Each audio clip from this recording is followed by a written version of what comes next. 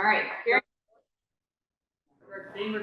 Okay, hearing none, I just want to do some quick intros. I'm sure you guys might have missed that Brian's not here. We are in the middle of a transition. We're hopeful to keep Brian on board as a facilitator. I know we talked all about this last month. So in the meantime, we have Skew here, Treat, so you guys already know everyone. Treat will be facilitating today. We are working with our contracting to try and get hopefully Brian back next month for consistency, but if not, Treat will be able to fill in again, or Skew will be able to fill in again, just so it's a familiar face for you guys until we can get like the final contract in place and who will be facilitating for the next X amount of years. And then I also wanted to introduce one more person. Erica, do you want to come on camera really quick? Sorry to call you out. So if y'all remember Amanda, who was doing a lot of the OU2 stuff, she had been telling y'all that she was transitioning. She moved from the Denver office to the Atlanta office. She's still giving us 50% of her time. Starting next month, she'll be giving us 25% of her time for the next 3 months. Happily, we have had Erica join us. She has been with me for a little over a year and a half now, I believe, and she'll be taking over a lot of what Amanda had done before. So she joined the team last week, bringing her in, and I asked her to join tonight just so that you guys could she could introduce herself very briefly and just tell y'all that we do have someone else coming on board. I know there's been a lot of change, and Erica's, hopefully here to stay for a while. So, Erica, did you have anything you wanted to say before we move on? Hi. Yes. Okay. There you go. Sorry, I was having issues with turning on my camera, but can you all see me now and hear me? Okay. Okay. Good. Just wanted to introduce myself. My name is Erica. I just started last week with Region 8. Before I was in Region 9 in San Francisco. But yeah, happy to be here. So hi, everyone. Great. Thanks, Erica. Awesome. Yeah, so maybe we could continue with introductions. I think if we could have the community members introduce themselves first. Let's start with you, Eric. Eric Vanderbach, property owner, Chad River. Paul Renfrey, property owner and resident of the Grove. Evan Donnelly, fast to be here. Great. Skip over to Jimmy. Jimmy Gaffner, the Community Commission on Housing and Homelessness. First word, Gillette, project to follow.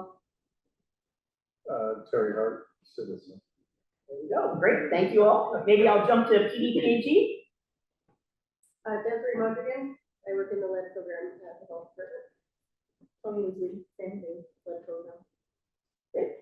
EPA, We want to do the state first. Oh, state, is the state online? Oh, sorry, sorry, I apologize. Let's go to the state. Hi everyone, I'm Denise with us. I'm a community involvement specialist with the state health department. And then Renee is online and she's with our toxicology department. Yes. Yes. Yeah. And Sarah Graves just had surgery again, so she's on a lot of painkillers, and I think we excused her from the meeting. Yes. Because I think that's a solid excuse to be able to miss. So. All right, EPA, Sydney, did you and Erica? I'm Beth Archer, Community Involvement Coordinator, and Connor Morgan, also Community Involvement Coordinator. And then I'll just say I'm Truth Swami, consultant for EPA under the Technical Assistance Services to Communities program. And we've also got Carmen King, who many of you have met before online, but she's here in person. And we've got Brian Youngkin on the remote part of the camera. Sorry. Did we miss anybody? Is there anybody else online that hasn't introduced themselves? Okay, well, great. With that, I think I'm going to throw it over to Beth for some updates. Right. The next week, you put my slides. Since I have the mic right now, I'm just going to remind folks when you do make comments, you hear I'm talking super loud. I'm trying to do it for the recording because Paul, you're very soft-spoken. I'm going to call you out. It's always hard for us to hear folks. So speak loudly when you speak so that the recording can hear and the folks online can hear as well. And I'm sorry, with that, I forgot I'm out of practice. It's been a couple of years since I've had to facilitate one of these. here, but I just want to remind us about our agreements to not take things personally, not make personal attacks, be friendly, be patient with each other, and for the folks here in the room, we don't have our name tents, but we have tents, so if you have a question, go ahead and put that up on its side. For folks online, if you have a question, if you raise your hand, Vanessa is going to help us in here. So thank you. Sorry, go ahead. Absolutely, no, you're gonna, Brian just echoed that talking loud helps the folks online, so we will continue to talk loud and towards the owl as much as we can. So this is our OU1 slide, Optical Unit 1, residential and commercial areas. This is pretty familiar to y'all. At this stage, soil sampling and soil cleanup have not changed. This is complete under our current cleanup level. As you know, we are evaluating if that cleanup level will change. However, those are still the same. Dust sampling is at 87%. We are getting close to the end of dust sampling, it looks like. We're kind of running out of properties to sample the access that we have. So we're expecting to do another mailing to the folks who have not signed up, even the refusals. The refusals get mailings, they just don't get door knocks from us. So sending out a mailing to everyone saying this is your last opportunity to sign up for dust sampling. Please participate. We're expecting that to happen in the next few weeks. Yep.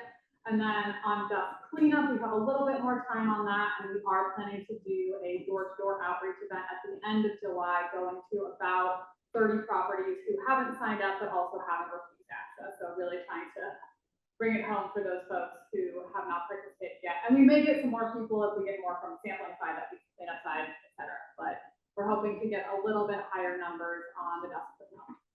Any questions on that? Commercial, this is relatively the same as it was last month. We sampled, and actually, these numbers are not, I meant to update these right beforehand. Denise said this was my fault, that I got the different numbers from the contractor and I didn't send you an update. I think it's 31% and then like 31% sampled. Let me actually find it. Gosh, embarrassing that my slide is not correct. I put this together, so that is on me.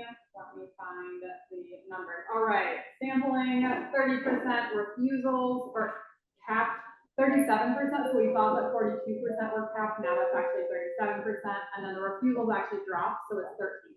So that's good news. We got a couple more samples, but still moving forward on those slowly, trying to get more soil samples where we can. And then we're gonna go to YouTube. This slide we have seen for many moons. It has not changed very much. I didn't realize how hard it is to read when it's up here, but one of a couple of things to note, the numbers in that bottom left corner about the number of samples taken, that has not changed significantly. Those samples are pretty consistent. We've been gathering samples, as you all know, over the past many months. We still have pretty much the same number of samples and sampling locations that has stayed relatively consistent this month. So we did do quarterly groundwater monitoring in June, and we are continuing to, we did see regional screening level exceedances for arsenic and lead in a couple areas. I know we don't yet have the cleanup levels for OU2 as we talked about, and we will explore much more about data later tonight with Carmen, but just wanted to highlight that we did see that in a couple areas for the groundwater. The screening level ecological risk assessment, SLARA, is completed. That's what we're talking about tonight. The baseline ecological risk assessment is still being developed. That one is honing in on like specific species and specific considerations for the Colorado Smelter site. The human health risk assessment is also in draft. We expect the final report summarizing all of that together in the spring of next year. And we continue to have calls with prospective purchasers and property owners. I know, Paul, I think that you asked last month about what like types of calls we've had with folks, and while we don't want to like disclose everything because we don't want to like get your hopes up and then have them get crushed if it doesn't work out, but we did have some conversations with people who were interested in like looking at housing, infrastructure. Those were like the general themes. So was there anything else that I missed with those calls? That's generally what we've been hearing. We haven't had anyone kind of move forward with the process of trying to get a comfort letter or anything, but we did have a couple of those calls.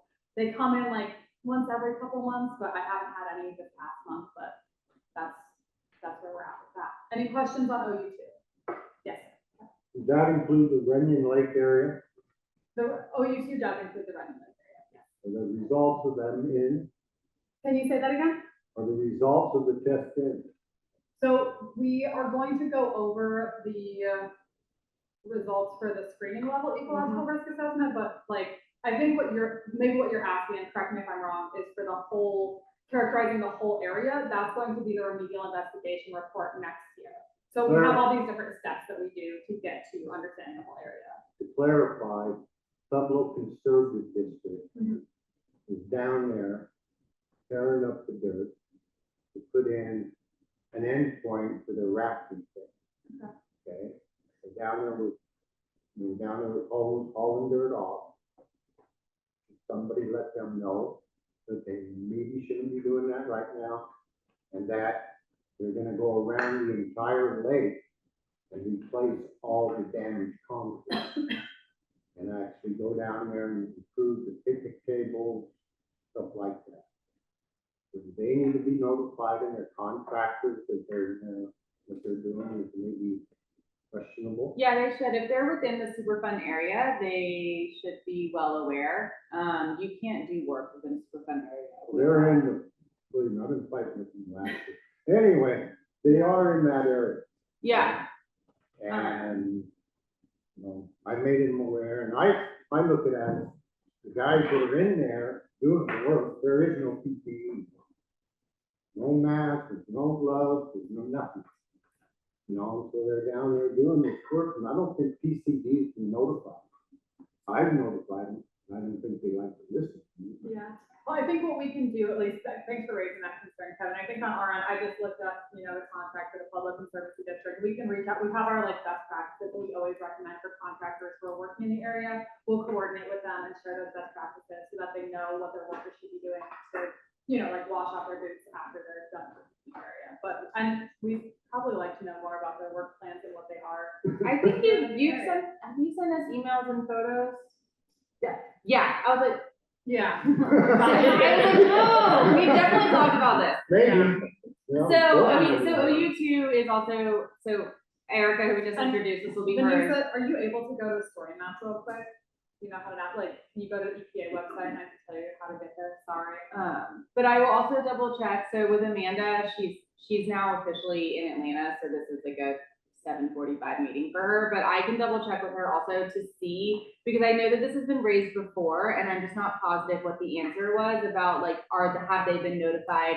What were the sampling results within Reunión? I know that we did test within that area, so it could just be that You know where you area. tested? Actually, the story map that Lisa is about to pull up, will show all the testing spots, but what I'm wondering, what I would like to confirm is what has been tested, what were the levels of contamination there, if any, because if it was tested and shown not to have levels of concern, then that would be why no PPE is being worn at this point, but I can't speak to that because that's not my area. But it's something I appreciate you bringing up, and we can definitely look into this and make sure, because if they're moving dirt, if they're doing all They're kinds of removing stuff. dirt. Right, so that's They're something taking we, dirt off site. right, and that's something that has special protocol. If it is contaminated dirt, they need to be disposing of it in a proper place and things like that. So, And then you I want to make sure that they have been talked to. So I just wanted us to pull up this little map. I think this is closed. This is the map that I wanted. Will you make it big screen, Vanessa? Yeah, thank you. So you can see it's still pretty little, but if we zoom in, most of the Reunión Lake area is included in the former smelter area. So this is our designation of what's in that area. But yeah, let us follow up on that.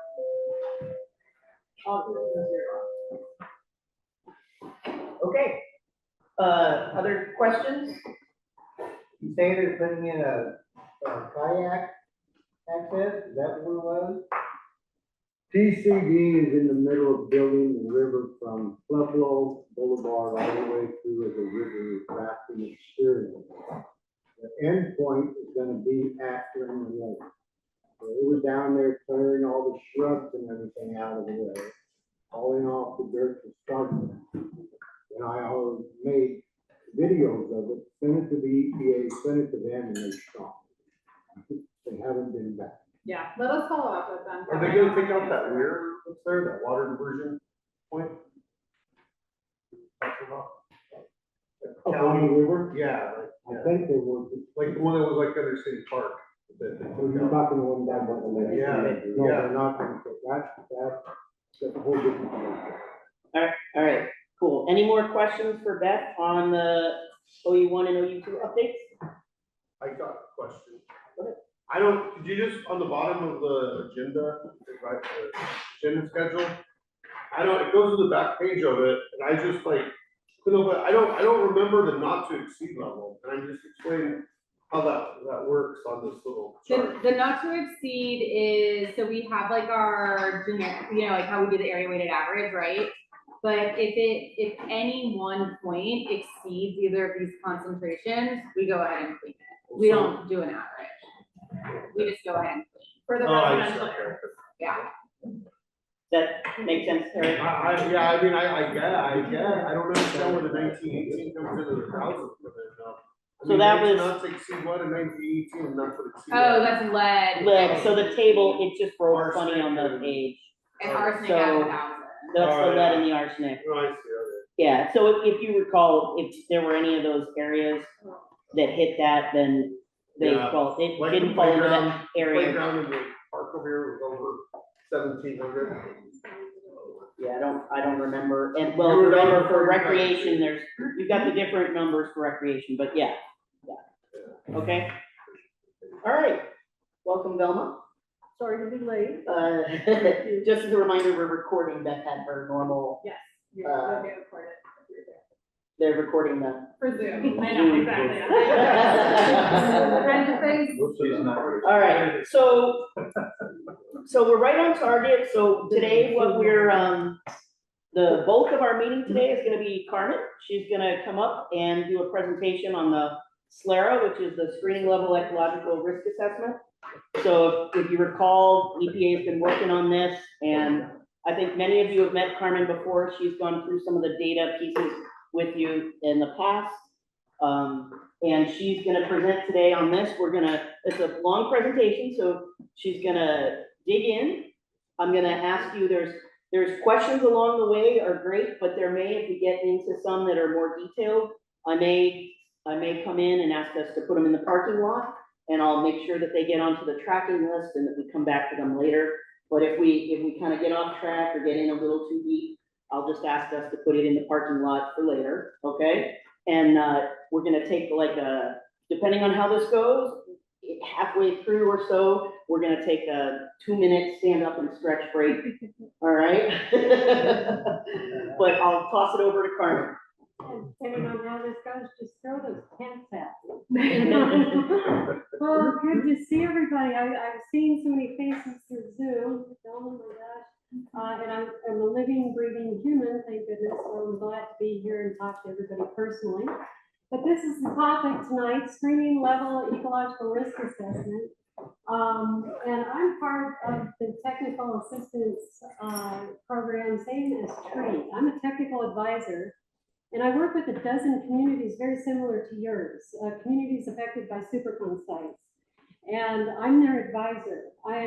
It's basically an independent service. So folks ask me to come and review documents and review data and provide my technical review from the perspective of perhaps your concerns. Because similar to you, I have been a community member myself. I lived in Leadville and I also lived in Silverton. So the Gold King disaster literally rolled across my front yard. I couldn't believe what I saw, but so I understand what it is to sit there with frustration, concern, questions, things of that nature, because I've been there too. So I'm here to help bridge gaps, so to speak. If there's questions, you don't feel like diving into documents, or you want some one-on-one time with somebody who's got the experience with this stuff, that's why I'm here. Next slide, please. So that's our agenda. What I want to do is just give you a real brief overview of what a screening level ecological risk assessment is. And if you don't mind, I'm not going to say that over and over again. I'm going to say SLARA, otherwise we'll be here all night. And I'm just going to go over what a SLARA is, and then I'm going to jump right to the results. As for Treat's suggestion, he knows you guys, he said, don't make your audience pay by waiting all night long for the answers. So I'm going to jump to the answers right up front, tell you the results and conclusions from the SLARA, and then I'm going to come back around and describe the methods, how those results and conclusions were formulated. Cool, okay, so that's the plan. And I'll dive into that and then talk about next steps and then open it up for questions. But tonight is all about sharing the progress of the studies, the SLERA, where we are in the process for OU2 tonight. And we are doing kind of an overview. If you want to dig down into the data, just ask these guys. I'm glad to do it. I'd love to do it. You know, you want to take some time pulling apart data and looking at stuff. Let me know. I'll do it. Okay, but tonight's an overview. All right. Okay, what is the SLERA? Moving on. This is the the Superfund process. Does everybody recognize this general process? This diagram you've seen before, probably. Okay, cool. Then off to the far left, the assessment phase, that's where we discover a Superfund site. We discern that yes, indeed, there's enough contamination of potential problem that goes on the NPL site, and we're off and running. Where we are right now, and it's highlighted, is the characterization phase. This I find communities to be very irksome about. It's like, oh, they're out the sand again. When are they going to mobilize the iron? When are they going to move something? You know, let's do something. Well, tell you what, we'd love for that to happen too, but I've seen a lot of lessons go bad. Why we spend so much time on characterization is because what we're trying to do is getting our arms around the universe that is the site. We want to understand the site, contamination, the ecology, the human health, everything completely and comprehensively, because trust me, the last thing you want to see happen is that we have to connect. You know, we're still chasing threads. Oh, we didn't see this. We didn't discover that. We didn't look here. We didn't take enough samples. We're back. And then it's really going to feel like we're here forever. So characterization does take a long time. We do collect a lot of information, and I brought a live model right here. That is a water sample. And I'll probably read that later, but during characterization is a collection of a lot of sampling. We're listening to Beth about the sampling that's being accomplished, how many samples are being collected, and this is my example. I've got 30 years of working on Superfund sites. I've collected a lot of samples, I forgot to mention that. And I've worked on a number of sites in Colorado too. So if you've got questions about like California Gulch or whatever, please let me know. I'm going to use them as examples tonight. In the characterization phase, we collect a lot of samples. A sample like this, okay, for the SLERA, went to a laboratory for analysis. The analysis included a full suite of metals, which is everything from, say, aluminum to zinc, very long list of metals. And it included a full suite of volatile organic chemicals, which include things like acetone, vinyl chloride, xylene, stuff like that, volatile organic chemicals. And a long list of semi-volatile or organic chemicals, things like polycyclic aromatic hydrocarbons. We take these samples and we run these comprehensive analyses because we're not entirely sure what we'll do. And we want to look for everything. Like I said, we want to be complete.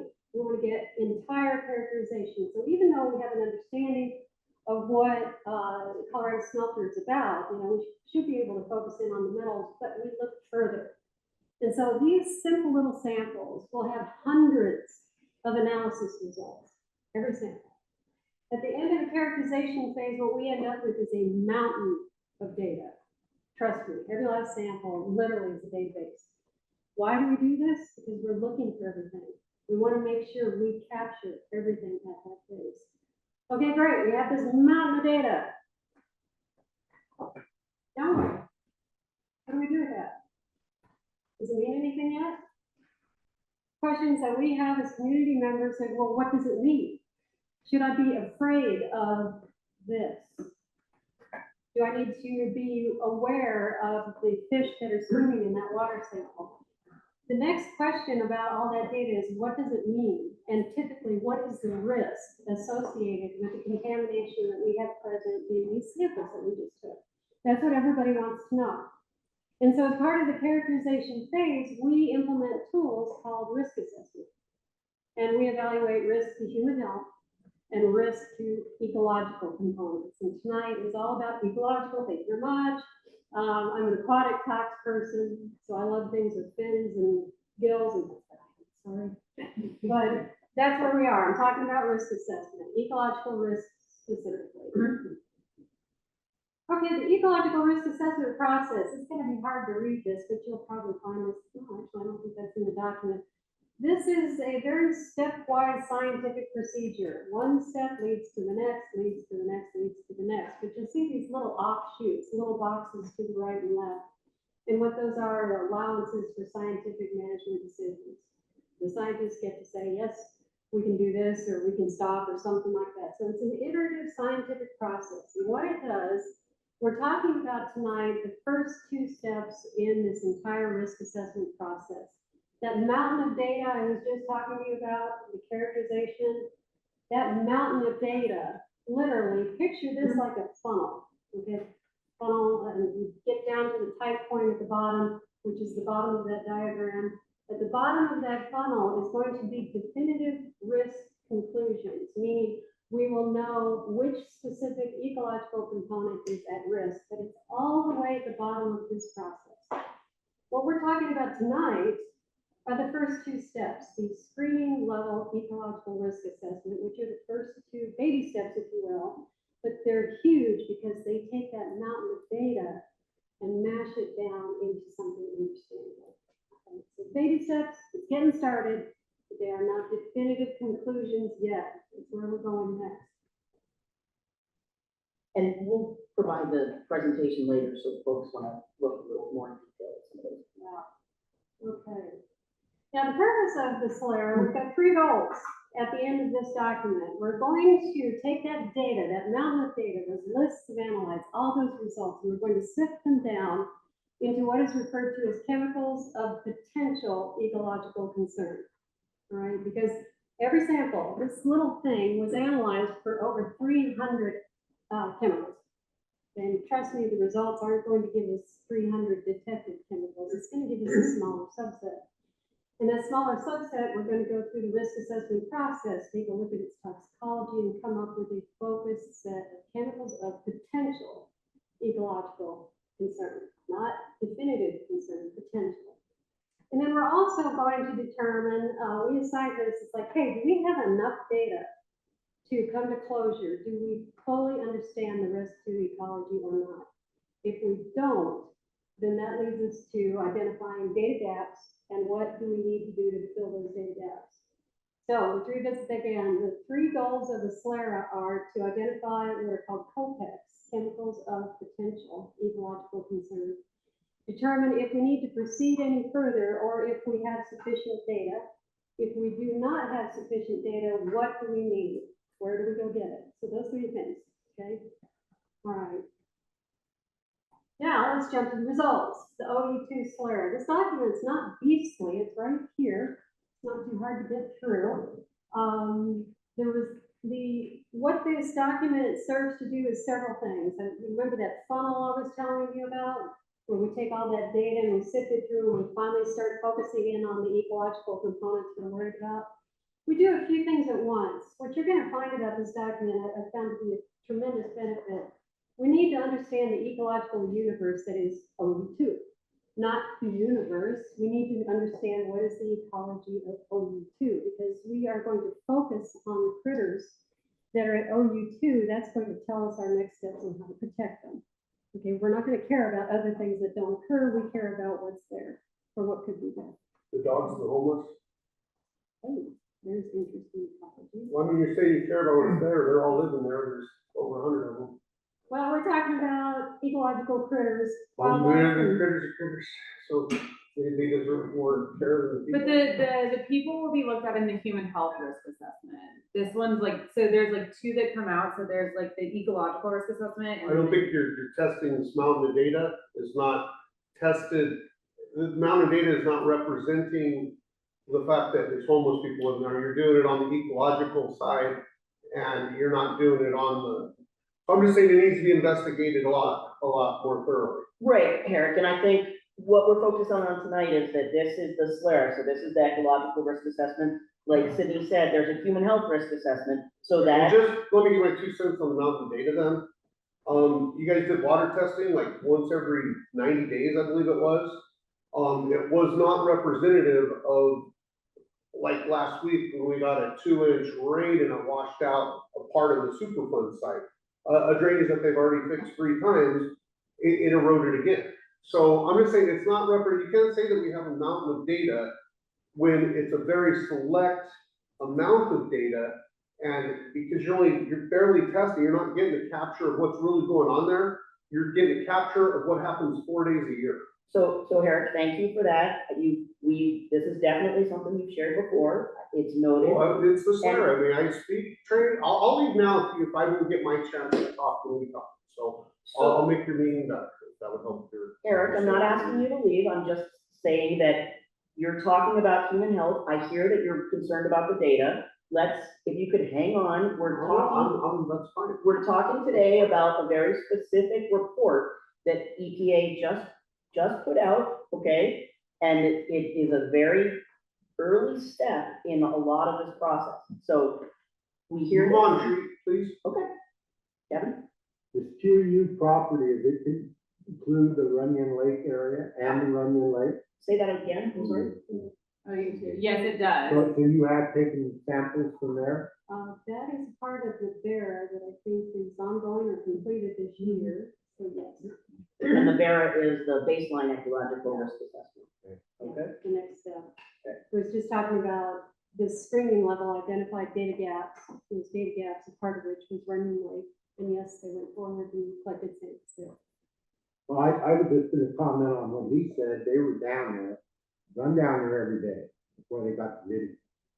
And Pueblo Water was doing the testing. There's no use doing the testing down there when the water's flowing in from the Arkansas.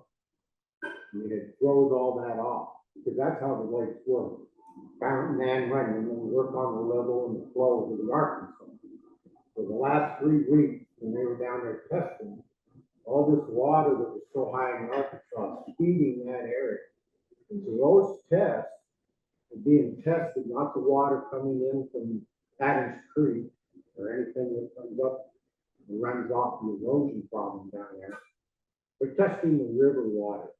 They're not testing any water coming down Adams Creek or settling in the lake or whatever like that. So that would have been a misrepresentation in June when they were down there testing. Because I asked her, she was from Pueblo Water and she didn't like the fire. No, you're right, it's over 200, or it could be over 2,000 feet a second flowing through there right now. And in the winter, when they slow it down for the water storage program, I mean, it goes down to under 100 cubic, a bad year, I mean, it'd be under 100 cubic feet per second. So your concentrations are a lot different, so. So I would just ask you all to maybe to hold these and let Carmen move a little bit more through this and look at what the SLERA actually does. This is, like she said, this is just a part of the process. It's not going to answer all the questions. It's the beginning of the process. So if we can hold these questions and we'll take a look at them later. Does this ultimately come down to the level of remediation? Is that what we're talking about? On and beyond the use, future use? We're talking about the level of contamination, right? So maybe you could put the SLERA in perspective again, just maybe big picture, because this is really the beginning of the process. So Haven't we already been designated a Superfund site? you have, So this is just part of the characterization. yes. Right. And it's going to determine not only, the level of remediation, depending upon the use, right? So And we haven't had any kind of real deep look at what's the future use here. You know, this keeps eluding us as the tag, because the city is not responsive to being participating at any level beyond the health department. And so we can't make any kind of intelligent feedback to respond to any level discovery, because we don't know what the use is going to be. So I'm going to step us back and remind us that this particular piece of information is about looking at ecological risk. And so part of what you all are talking about, and I think a big concern is about the human health risk when you're talking about potential end uses. What this does right now is the start of the process about ecological risk, right? What are the contaminants and what does the beginning do? So with that, I'm gonna send it back to Carmen because she does a much better job of explaining the SLERA. Can I just have one more Yeah. comment? And we've addressed that there's additional contamination in the soil, but we've been told the EPA is only going to address the lead and the arsenic. sorry, I didn't want to interrupt. With that, the lead and arsenic is specific to the human health OU1 aspect of it. With this, which I think Carmen will get into in a little bit, if other contaminants of potential concern, like this original screening, if those are above like our thresholds, they will get cleaned and targeted within this area. So it's not, so this site was listed on lead and arsenic, right? Because we know that's smelter related. And so anything else that's potentially smelter related, that's above our threshold levels, will get cleaned within this area. So keep in mind that you all have been working on this site for a long time and seen a lot of information related to operable unit 1, which is the residential soil cleanup. And so this is the operable unit 2. This is the beginning of the process. And if you remember, a year or 2 ago, when things were a little bit slow, one of the things that EPA did was they got some resources so that the agency could start on this process. So this is the first step, right? This is the screening level ecological risk assessment. This is looking at the ecological risk assessment for operable unit 2. So this is the first part of this. And I think if we can throw it over to Carmen and hold some of these, it might start to come together a little bit more, okay? All right. All right, lots of good questions, so it really helps me to understand where the concerns lie.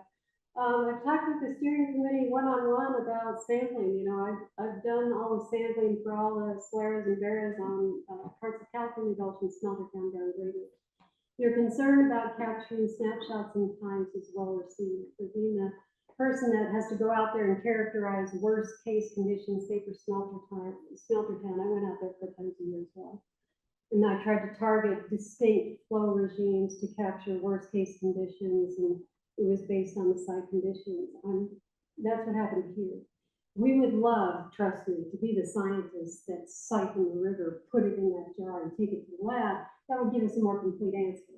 But instead, what we have to do is capture a spectrum of samples and a spectrum of data. We're going to have pretty large spreads in the results. And we're going to take the worst case. That's what a SLARA does. It takes the maximum concentration of all the contaminants that are detected and evaluates that.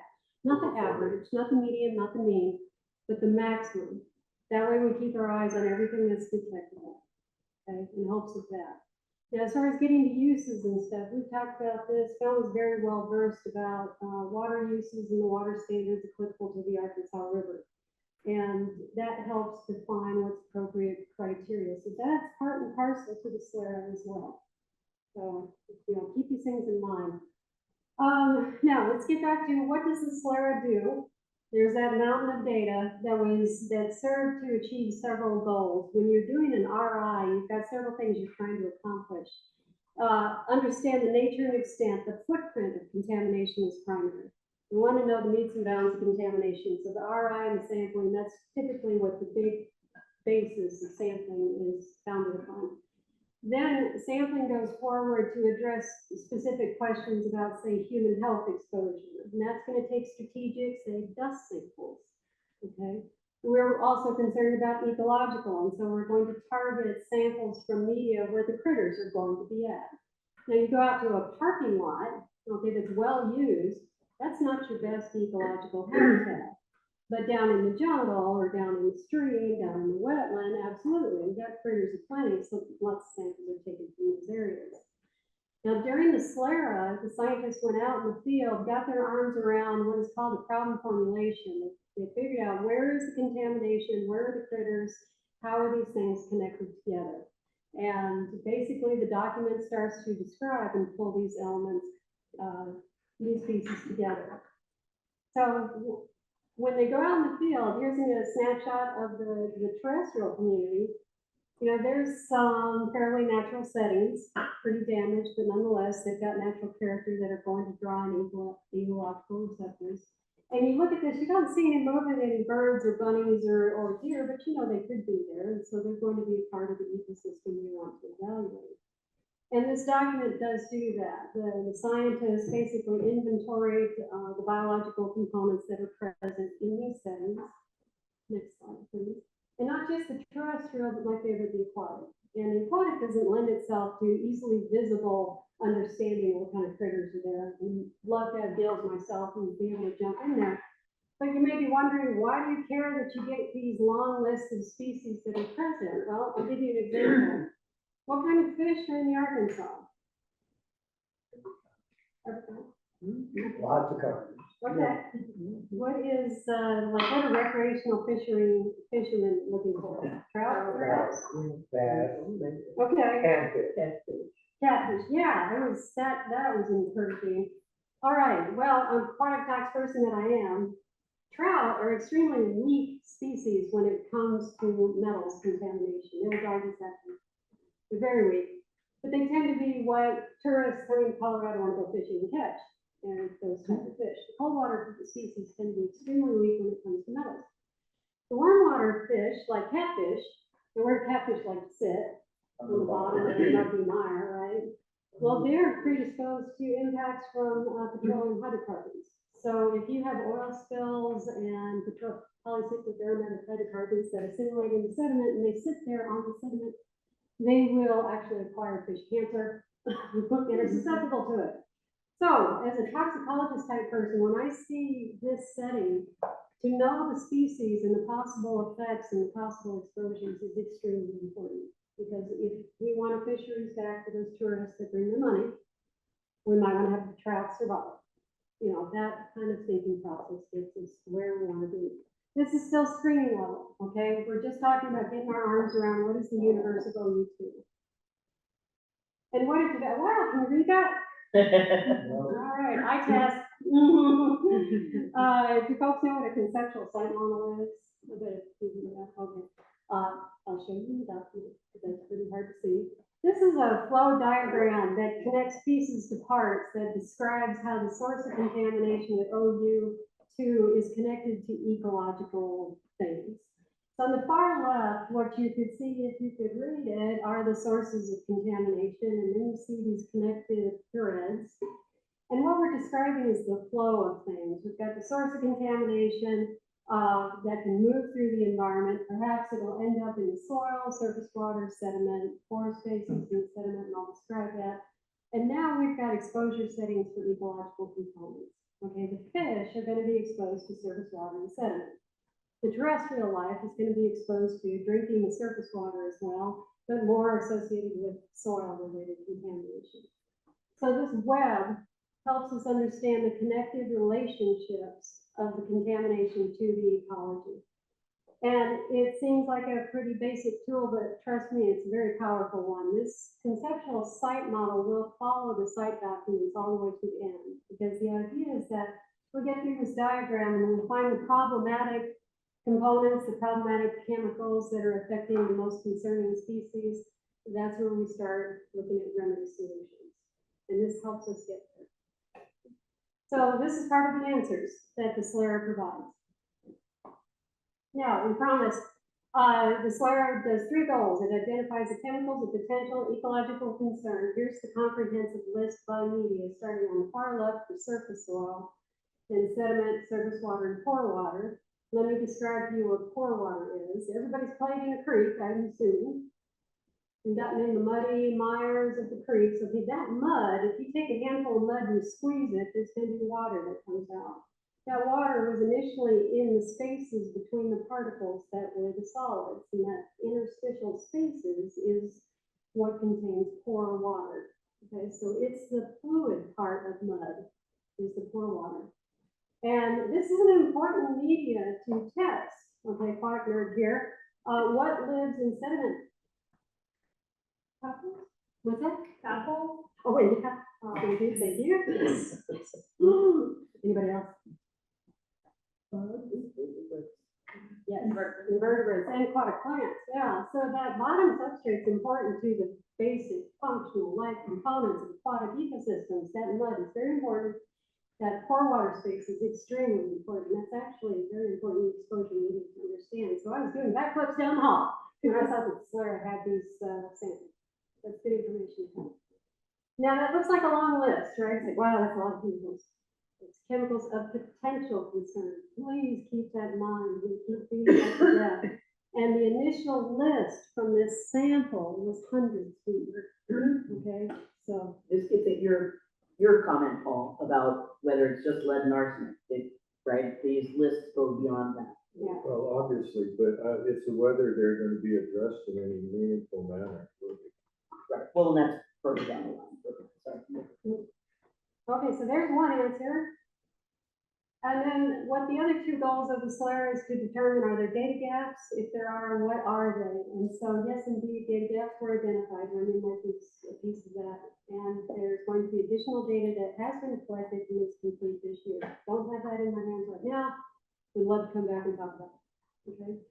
So we're at the first two steps of this 8-step process. And what we have come to conclusion is that we're going to proceed with the process. We're going to go to step 3 and beyond and collect additional data. So yes, indeed, we are going to move forward. Now, key takeaways about screening level ecological risk assessments, they're extremely conservative. Okay, they're worst case estimates. We go out there, collect all these samples, and we sort, we take that funnel of information.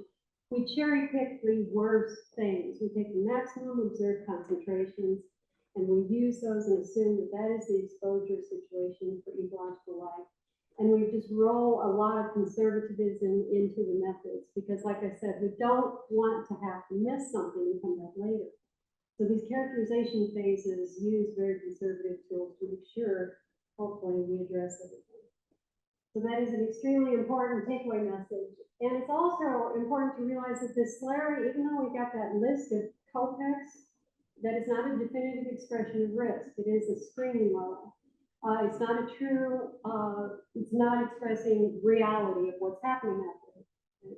I'm going to give you a real life example real quick so you can take your eyes off the slide. It's probably hard to read anyway. Okay, we're going to talk about a site that I worked on in Alaska. That was this huge wetland. It was 5 square miles. And it was part of a proving ground. You know what a proving ground is? You ever heard what that is? Okay, our munitions, our warfare has to be tested before our troops take it and use it. And so we have very large military installation proving grounds. We lob bombs to see if they detonate because we don't want our troops to go without. Well, unfortunately, or fortunately, we often use very large wetlands for proving grounds. And so we've got them all over the United States. They're extremely huge. And we understand the contamination associated with munitions. We know what the chemical footprint associated with munitions are. The complicated chemicals, but we know what we're looking for. This 5 square mile wetland in Alaska was through this migratory pathway for waterfowl and wading birds. Every time a bird landed within an hour, every species of bird that landed in the water was dead within an hour. It's called ataxia. What would happen, they'd take a drink of water, their nerves and the musculature in their necks would collapse and they would drown. And it did not matter if it was a tender swan or a meadowlark. Everything died. In the toxicological world, that's weird. Okay, usually you have 100 species, you've got chemical X go out, you have 100 effects. Not one of them, 100 effects. Everything died. Well, it mobilized every last scientist you can imagine because everything was dying so quickly. It's like, oh, this got to be terrible. And we see this proving ground, we think we got the answers. Like, by God, we're going to go out there and we're going to scoot loom and get rid of this terrible nastiness. And the proving ground is over here. The mortality was over here. It was well beyond the footprint of the munitions.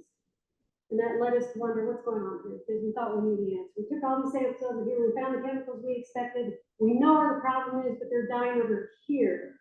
Okay, we're going to take some samples over here and we're going to find that crap. Yes, sir, we didn't. There's nothing over here. Long story short, avian botulism.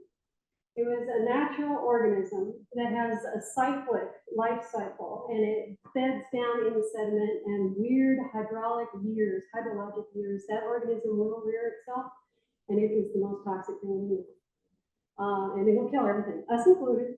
So we had like level A getting out there and stuff. But the point is, this is why we go out and collect more data. And we have learned time and time again, if you go off of that list of COPEX and you're going to target those, you're going to have the wrong list. The ecology tells you what's happening. You have to pay attention. Because if we had gone forward in this beautiful wetland and scooped that crap out, we would have destroyed it. And I've got to say, I worked on things like Exxon Valdez and I've seen destruction. It's a bad lesson to learn. That's why we do this. We have to take steps, we have to be cautious, we have to target the site-related chemicals, or we're not doing our job. We're doing it a service. Okay, so that's the key takeaways. Next slide, please. Let's talk about the methods. Okay, the methods that the scientists follow on these Superfund sites, they're defined. They're defined by EPA and state agencies. They're very regimented. There's a lot of in-depth protocols, which is a good thing. The last thing you want is a bunch of us scientists going running out there studying stuff, because believe me, we'll make a career out of it. And you will never get your answers. So a lot of guidance is out there. It keeps the science consistent and good. And it also keeps the science up to date. Fortunately, for people like me, EPA and others keep abreast of state toxicological information. You've heard that the lead RSL just got changed. That affects the human health, residential thresholds. That is toxicology evolving. Our understanding of lead and effects to human health, which basically made that threshold plummet. Right? So it's hard for me to keep ahead of that. EPA does that. Thank you. Goodness. Okay, so SLAR methods are standard. And what this document does is, like I said, we need to understand where the critters are and what they're being exposed to. So there's a very comprehensive habitat map that's in this document. And the habitats define what type of natural vegetation are present and the associated species that are there, because the critters that occupy a parking lot are distinctly different from the critters that are in the jungle or in the wetland. So our approach needs to be different for all of those settings. Conceptual site model, again, that you can't read, trust me, no. What it will describe are the sources of contamination, where the sources are released to the environment, what they affect as far as exposure media. So there's dust and soil, surface water, sediment, pore water, those are all listed underneath that green column. And then all those columns that are to the far right, what that is a chart of possible ecological receptors. The types of critters that could possibly be exposed. And so that just truly outlines everything that could possibly be exposed. Very, very comprehensive. Looking at the same chart, only having to split into two because there's so much information. Again, this flow diagram talks about how the contamination is moved through the environment and the different routes of exposure, because ultimately this is a tool that you will see forever, that once we identify the problem pathways, say inhalation of dust, that will drive the remedy. Okay? We have to move this thing forward, take the samples and understand which one's complete and which one are a problem. I have a question.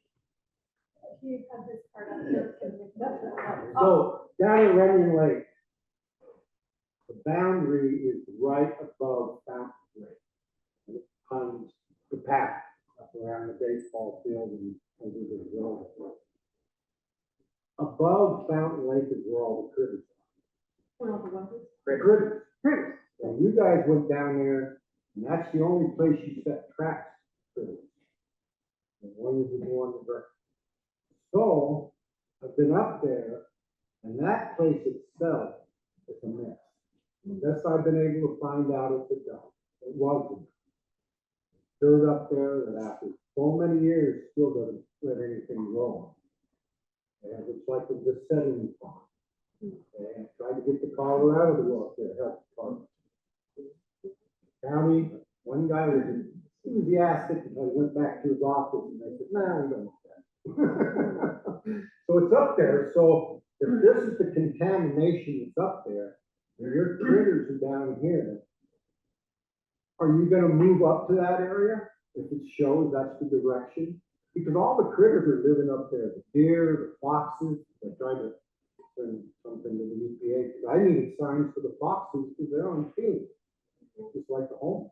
I think, Kevin, we need to look at the map that you sent us, because one thing that I want to highlight is that, and this may be unpopular, but like what Superfund is focusing on is the contamination from the Colorado smelter that exists in 100 years. So there may be other areas of contamination, but that's not what we're focusing on. Okay, I agree. But if you have this above hill and things run downhill and your boundary starts here, how can you make a truthful judgment?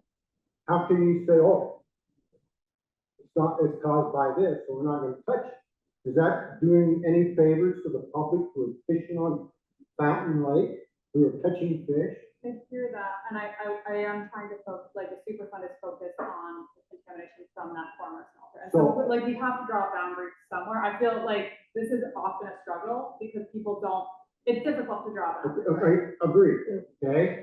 I'm on your side. So, but are you gonna share that information with the county? Are you gonna share it with the health department? It'll Or be are public. you just gonna say, well, that's out of the boundaries, let's move on? The report will be public and we will share it. However, under our authority, we're going to respond to information from the former smelter. And we can share it with others, but I think that as we've heard from the health department and other folks, like sometimes capacity is limited. And so I know that is an issue that we run into all the time, but we're happy to share the report. I know, I don't know if that's a satisfying answer, but that is accurate. It's what they do with it afterwards, and I mean, in realistic, it's Pueblo Conservative District that owns the lake. Okay, but they're already down there tearing up the dirt, and we don't care what's down there. Do you think they're gonna care about any results? So one boundary so shifted to the top. As things were tested. So we have a boundary set. We decided to expand the boundary to include the Reunión Lake area. OU2 boundary is not set. Okay. Yeah. I mean, so Right. only one Still boundary being is shifted over time. That's something that has changed based on testing, based on data though. Right? It wasn't set. And so that It has been didn't set change now. much. It really changed. They just added in, that all happened But because based we on- complained, that all happened because we voiced our concerns over the Reunión Lake ball field. But they wouldn't have moved the boundary if there wasn't data to support moving the boundary. It was shifted. It was on based data. on the public here, that basically their concern over the ball fields and the kids that were using the 7 ball fields down there. And And so so it was that's why expanded. they expanded, yeah. So I mean, they've expanded. But I think with that, it's just that. They've expanded the whole city. I mean, is that what we're asking for? No, That doesn't make sense. no, that's not what I'm asking. I'm not even. What I'm hearing. Okay, What let's we're hang on a asking minute. is to have the results available so that the county can continue. We just need information. Kevin, I think to answer that is, once we have that data in the remedial investigation for OU2, that data will be publicly available, we can share it. With that also, the OU2 boundary is not finalized, so I think what Andrew was tying in is that if the data that we have shows that there is contamination north, right, of where you're saying, and that it is Colorado Smelter related, we'll step out and clean that area too. If the data is showing that there's contamination there, but it's not Colorado Smelter related, that data can be shared with the county or the conservancy or whoever is owning that area. Okay, so what I have, Pueblo Conservative District will not touch that area too. And what I have researched, that is an old dump of CF&I. Is that considered? That will not, That would not so be we don't good. have the authority to be cleaning that. We only have authority to be cleaning, The Boston? excuse me? Colorado. Oh, yeah. So Not like, the one up, you know, whoever used it after got one shut down, their stuff, not your stuff. right, yeah, but we can share the data. Well, if you're in a rabbit hole, I can be in one too.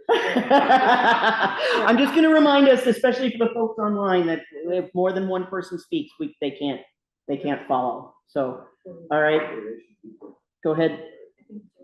Oh, Jimmy, go ahead. Yeah, how do you do your assessment on critters when they're all living off each other or, consuming each other? Circle of life. Yeah. Yeah. Now, did you ever watch Saturday Night Live with John Belushi with Bassmatic?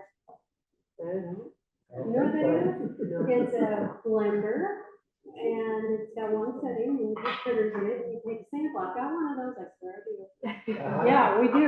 We actually take samples of the critters, or we run laboratory tests where we have controlled exposures of critters, and the fish lend themselves quite well. So you have an aquatic tank, and you dose it with your contaminant, you put 4 little fish in there, and you wait for a little bit, and you crunch the little fish and send it off to lab land for the analysis. So you get a direct understanding of what, say, a raptor that comes in and eats the fish is going to be exposed to. Yeah, we're not beyond sampling live things and putting them in jars, and because that's a true expression of what is happening in the environment. Well, don't you have to, I'm sorry, don't you have to sample the grass, the underwater grass, the black soil, Yeah. what's underneath the black soil? Yeah, it's not, you've got to be very strategic because you're trying to answer a distinct question. You don't just go out there and start putting critters in jars. No, you build that food chain that you're talking about, because the answer we're trying to come to is, okay, like out at the arsenal, we wanted to clean up the soil so that raptors would eat prairie dogs and not be ill-affected by prairie dogs encountering subsurface living waste. So that entire food chain was built, and we took all the samples in those pieces to look at that before we said the arsenal was safe to be a wildlife refuge. But you're exactly right, you're well down the road. That type of sampling is the next step. Okay, that's the baseline ecological risk assessment, where you build the food chains, because now you have a very clear understanding of the critters that are there. Now we have that, the contaminants we're worried about, the different exposure media, and so we know exactly, here's our map, conceptual site model, what to sample, where to sample, and how. But you're well down the path, that's what we do. Thank you. Yes. I just, following up on the earlier question, I mean, things got a little uproarious there, but I think that the question wasn't, will, and I can understand, you know, boundaries get a little fuzzy sometimes, but my understanding of your question was that you weren't asking, will you clean up everything you find no matter where it came from? The question I heard you asking, and if I'm misinterpreting, let me know, but the question I heard you asking was not, will you clean up everything? But if you have a site that is being contaminated from other sources, and then you're sampling for material that comes from the smelter,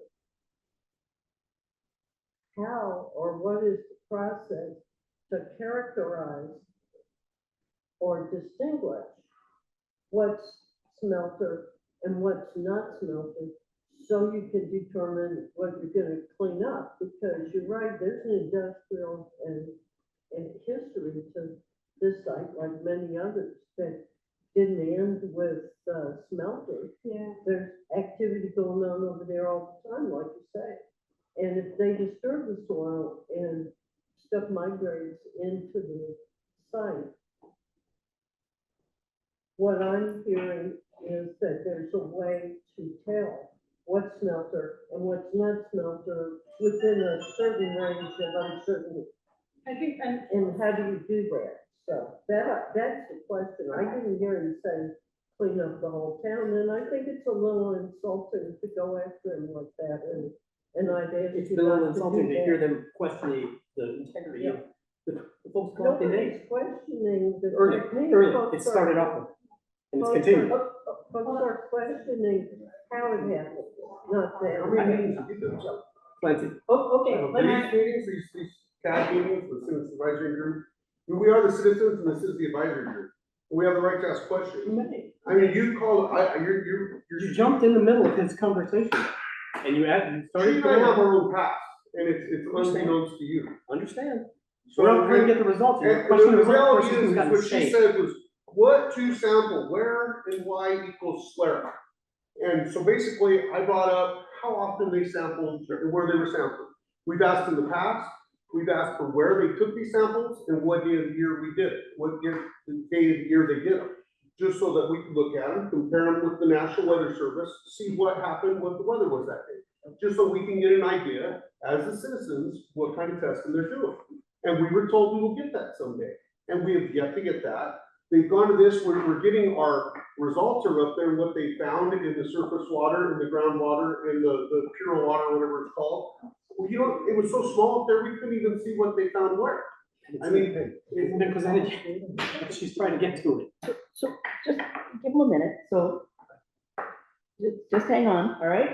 Everybody's getting a little amped up. Let's just all take a breath, okay? Here, just a couple of things that you said. This report is out there. We're gonna send a link to the report after the meeting. We'll send a link to this presentation, so you can take a deeper look at it. Well, it would have been nice to have before the presentation. We've asked for that many times in the past. It would have been. Not get the information after we want it before, so we can digest it, and then come here and ask our serious questions. So this is an introduction to this, okay? The report just came out, so there wasn't really enough time. So this is an introduction. You'll get the report, you'll be able to take a look at this. We'll be able to have Carmen come back, answer some more questions, meet with the steering committee. This is really just an overview, okay? So I'm gonna ask you to just take a breath too, all right, everybody?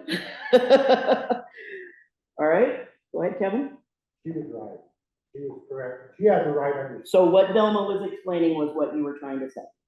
Perfect. It has nothing to do with the boundary, it has to do with tomorrow. Right, and, Okay. yep. If they see something there, we would like to know so we can proceed, whether it's with the state or county or city, to continue that cleanup, Great. okay? And I think that EPA will likely say that they share the information. I think Carmen can talk about, Well, no, she answered it. okay, That's you got another- it? Okay, great. Okay. And I think Carmen will also say that when you get to things like this, you're talking about the contaminants of potential concern, right? And so that's not drawing lines on anything they found. It's just looking at what they found at this point, okay? So I think, go ahead, Beth. The only other thing I want to say, I didn't mean to misunderstand your question, if I did, I apologize. So thank you for clarifying that. Okay, we're all good? Enough? Good enough for the moment. How about that? All right? I did touch upon some overlapping concerns, or we're talking about, with Colorado Smelter, we've got contaminants such as lead that are ubiquitous everywhere, right? We've got conflicting sources, and we're, through Superfund addresses the site-related contribution. Okay, let me give you an example of how we tease apart contributions. Okay, Smelter Town down in Salida, that big stack. You guys have seen that? You've been down in Salida. Okay, that big stack was a big smelter too. Right next to it was Cozinco, a fertilizer plant. And so what Smelter Town suffered from was a plume layer of smelter plume dust, similar to out here, that was laden with cadmium, chromium, and zinc. Cozinco released zinc and nutrients. Zinc was the driver for the cleanup. Zinc is a common element that occurs everywhere. It's in chunks. It is everywhere. So we ran into the same problem that Colorado Smelter runs into. It's like, well, whose zinc is whose? Because we have to get the sources related to Cozinco and the smelter. The fortunate thing about smelters and plume footprints and dust footprints, we're not talking about single contaminants. We're looking at co-occurring things. That's the footprint that helps us understand where it came from. So in the case of Colorado Smelter, it's going to be lead and arsenic and maybe a few other things. So we look at the combination to help us understand where did that lead come from. Well, that lead is with arsenic. Oh, okay, so that might be related to Colorado Smelter. That's how we untangled Cozinco and Smelter Town. It's the same issue. We had zinc and cadmium and chromium, they're ubiquitous.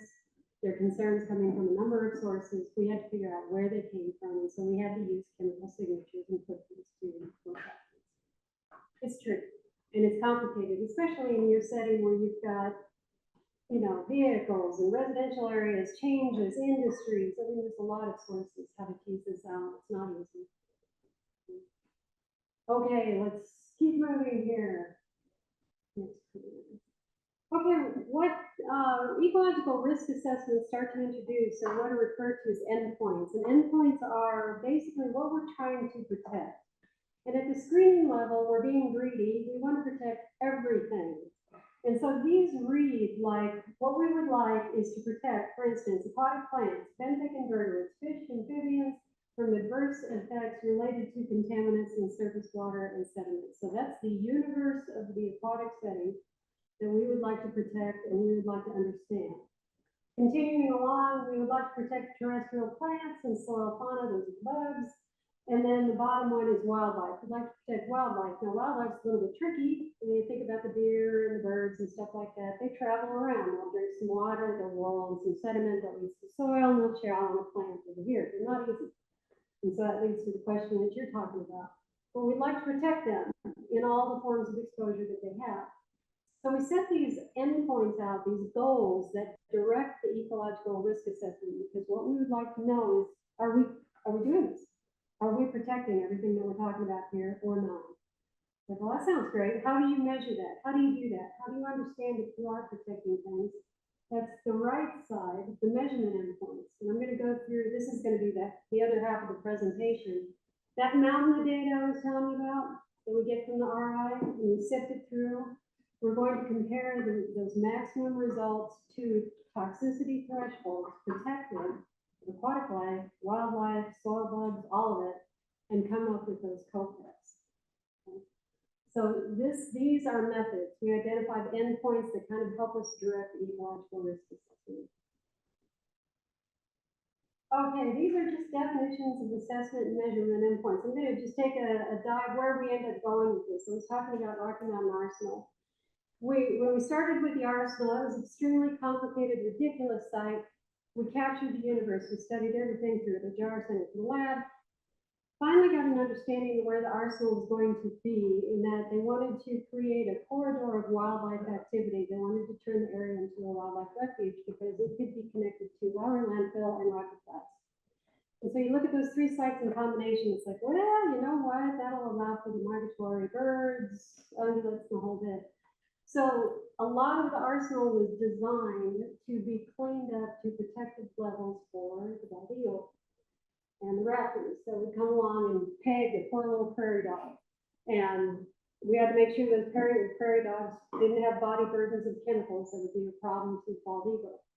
The arsenal grew in attention, and now there's a colony of black-footed parrots that are out there, and they're protected species. And so that drove soil cleanups. Ferrets dig down to like 30 feet below ground surface, and so they had to do cleanups that deep for the ferret. That is an example of a goal. Those were evolving goals as we understood the arsenal. We decided to target a bald eagle or a black-footed ferret, and that ended up driving the revenue. Next slide, please. And we have all kinds of ways to measure how we achieve those goals. We're going to do very simple measurements in the SLARA where we take the results of that data and we compare it to thresholds.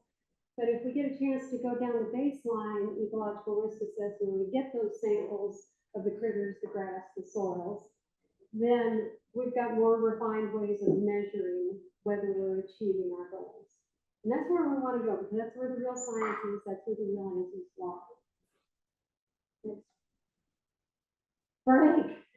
Do you want a break? I'm glad to go. Whatever you want. Everybody want 2 minutes? Or you I'd want rather get this over with so we can have more time to ask questions. is everybody okay to just keep rolling through? All right. All right. Next slide. Okay, let's keep going. I was just gonna start that. Okay, so measurement endpoints. How do we determine the chemicals of potential ecological concern? You know, that shorter list, so to speak. That mountain of data, what we do is we take all the data we pull together, say all the surface water data from the 4 episodes of sampling at the Arkansas River. We put that surface water data, and then we run the analysis and we find the worst concentration, the maximum detected concentration in all that surface water data. We assume that that maximum is what fish or bugs or aquatic plants are exposed to over the course of a lifetime. And we assume that. It's a very conservative assumption. We will compare that to protective thresholds for that fish. I'm going to give you an example of one, aluminum. Aluminum is not a very toxic element. We can deal with quite a bit of it ourselves as well as aquatic life. And the protective threshold for fish living in the water is 87 micrograms of aluminum per liter of water. That's a protective threshold. Okay, so if that is safe, if 87 is safe, and say we go trotting out there and we grab a sample like this, we bring it back to the lab, the results of that sample from the Arkansas River is 100. What's the problem? Is there a problem? Yeah, it's obvious, right? It's above 87, exactly. So you understand what thresholds are, right? Protected thresholds do not want to exceed. You want basically concentrations below that. So the screening level ecological risk assessment employs a very, very simple technique. You take the highest concentration in a media and divided by protected thresholds. And so I'm going to walk through that and show you some examples.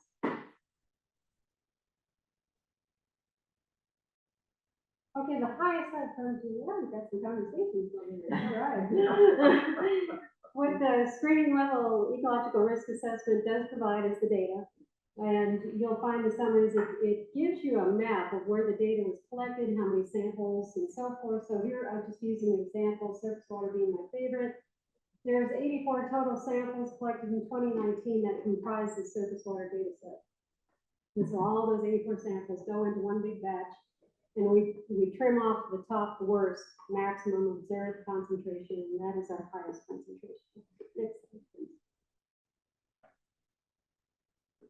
Oh, and here, I took this right out of the document. This is the data that the screening level ecological risk assessment is based on, and it shows you basically all the data sources, the years it was collected, and the types of analysis, so you can see how robust the data set is.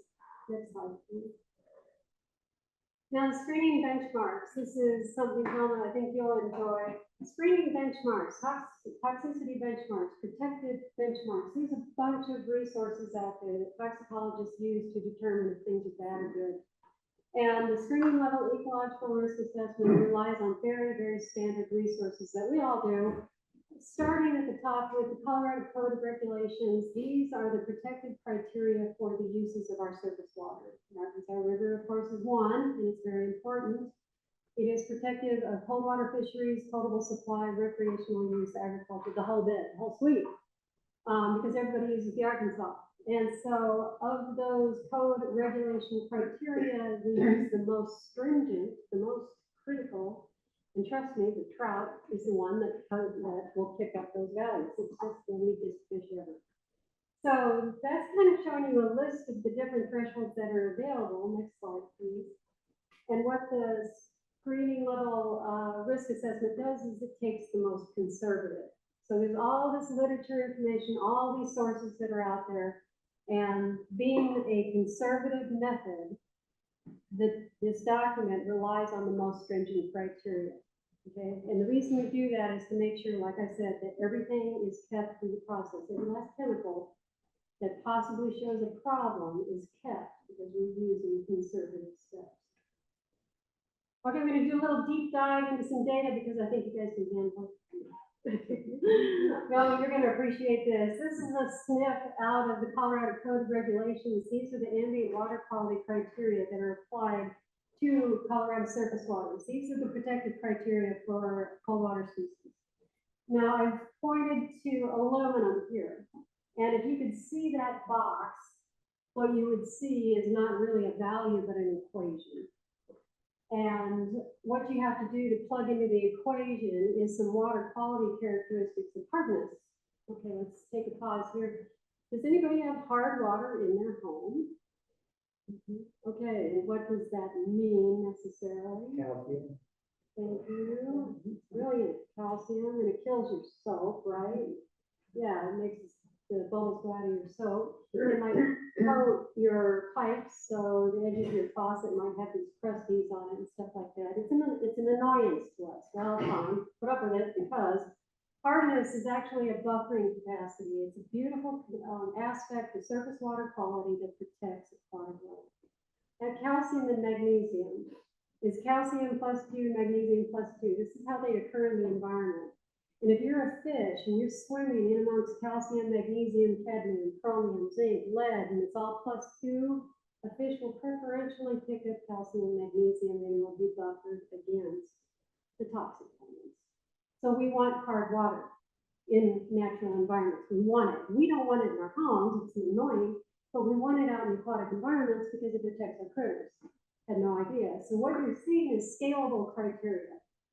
The harder the water, the more contaminant that fish can deal with because the calcium and magnesium protects them. And so those values adjust. Next slide, please.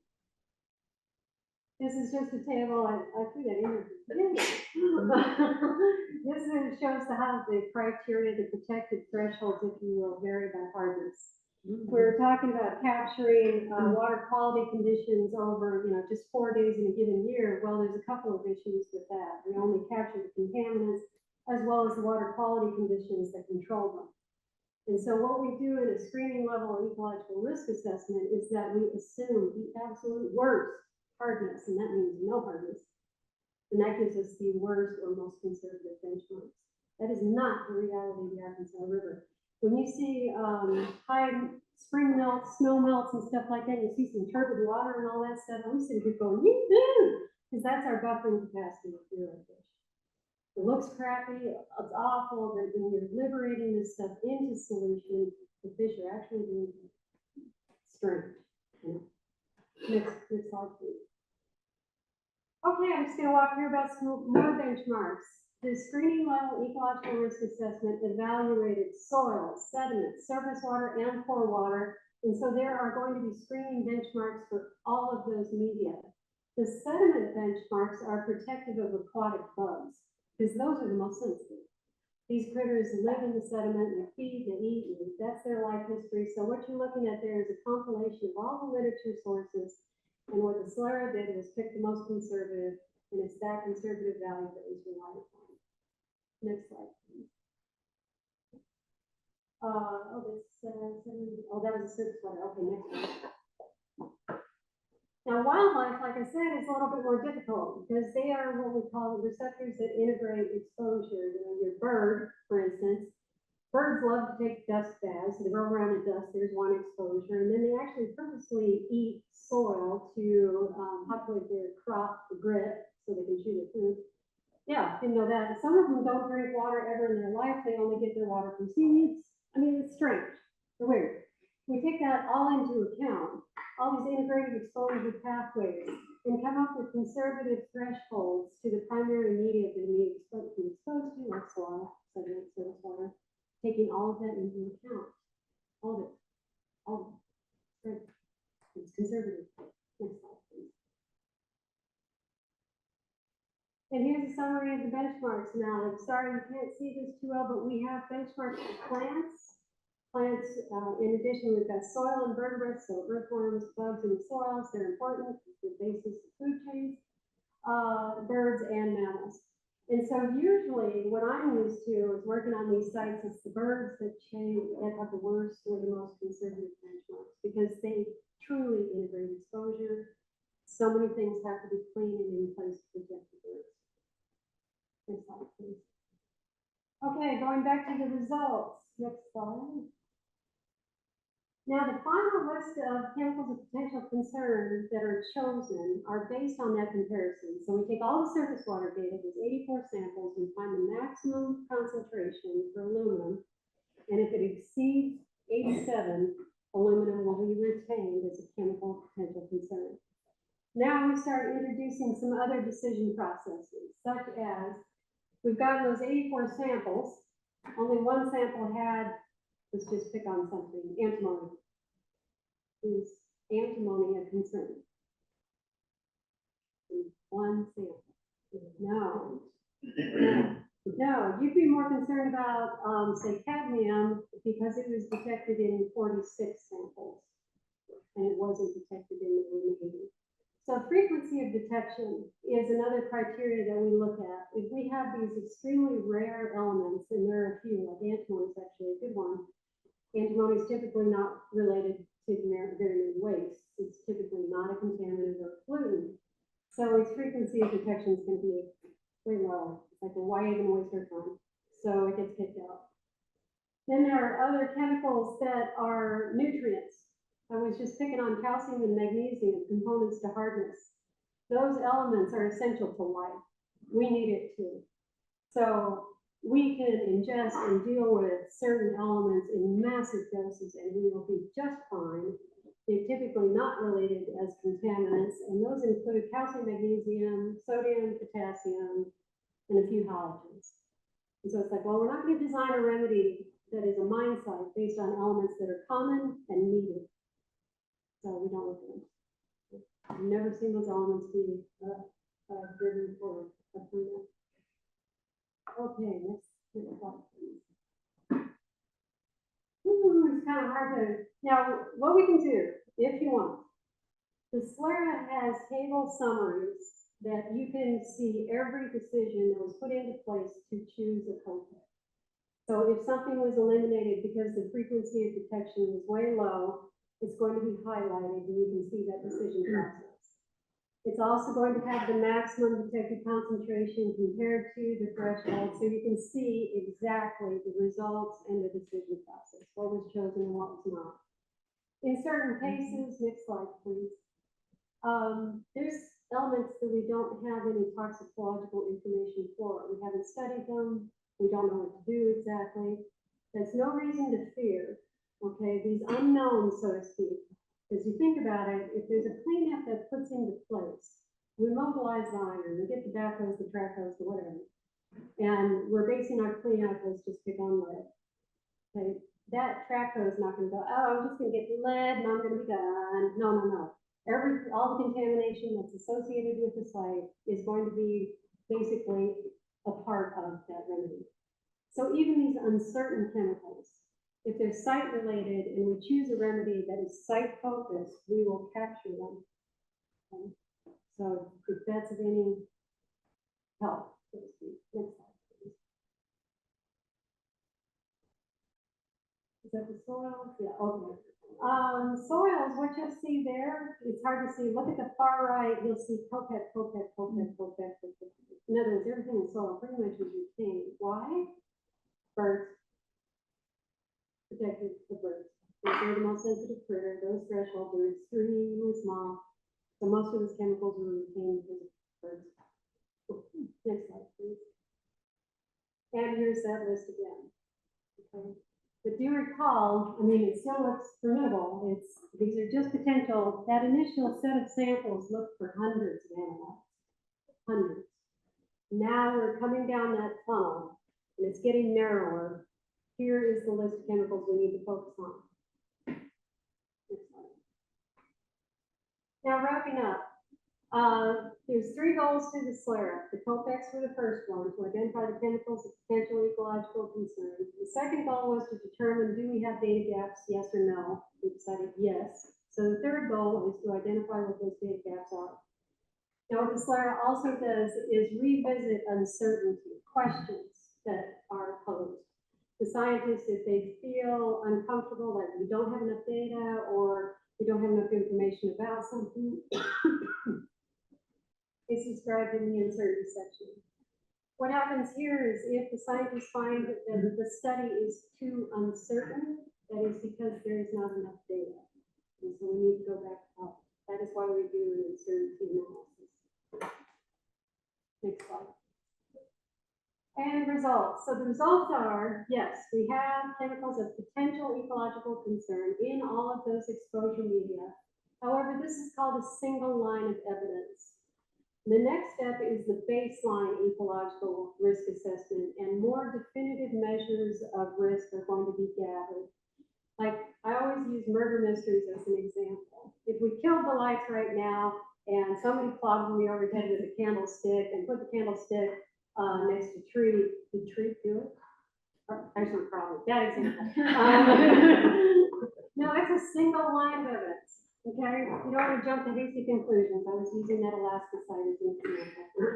You want multiple lines of evidence before we definitively conclude what the ecological risk is about, period. And if I were the scientist, I would go out in the field and look at the critters. And sure enough, that is what they're going to do. The data gaps and the next steps, which is 5. Additional surface water sediment sampling, Reunión Lake for the baseline, and biota sampling. Fish samples from the Arkansas River above, within, and below the site. Fish from Reunión Lake, aquatic invertebrates and surface water and Reunión Lake, and terrestrial plants, invertebrates, and small mammals. So the tissue collections you were talking about. Aquatic invertebrates. These are beautiful creatures. There's thousands of species that live out in rivers such as the Arkansas. And if you pull up samples and you look at the species, they will tell you a story about what's happening. There's different types of mayflies that kill because of cadmium, other mayflies dead because of copper. They are a recipe that will tell you what is happening. So if you get the luxury of getting out there and pulling comprehensive sampling, the biota will help you understand what's happening. Very strong smell, and they're going to use it. Next slide, please. We live, we live, yes. All right, I think Eric went up first.